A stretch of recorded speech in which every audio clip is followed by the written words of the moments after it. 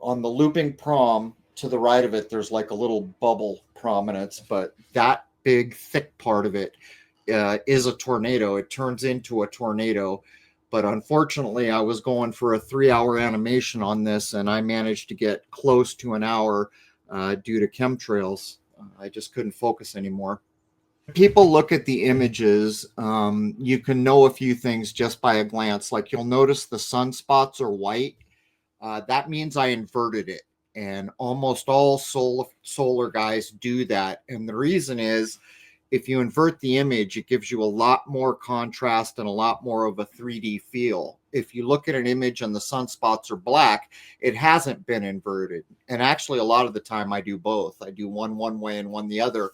And almost always the inverted one looks best. But in what was it, the 15th member video that I just put up on the site, I show how I open up a curves panel, and on the left, so I shoot in black and white. On the left of the curve is all the white data. On the right is all the black data.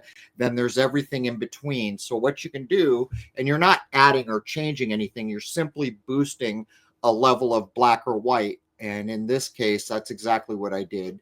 I fine-tuned the contrast to get as much a 3D look and feel as I could.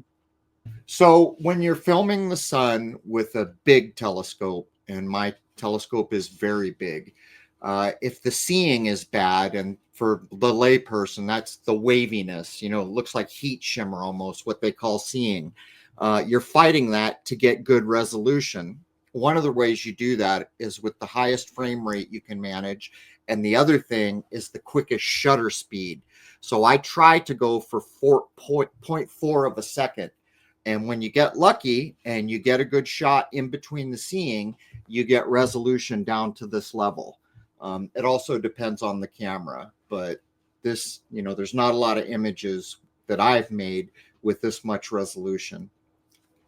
So on any given filming day, when I see a sunspot that starts to look like that, I really want to zero in on it and try to capture for 3 hours, because that's when you might get lucky and get like an ejection. I've filmed it a couple times, and you just mostly got to be lucky to do it. But I really like this image. And one of the things I did is when I was pulling the curves, it occurred to me that when I look at the sun in the daytime, it's in a blue sky.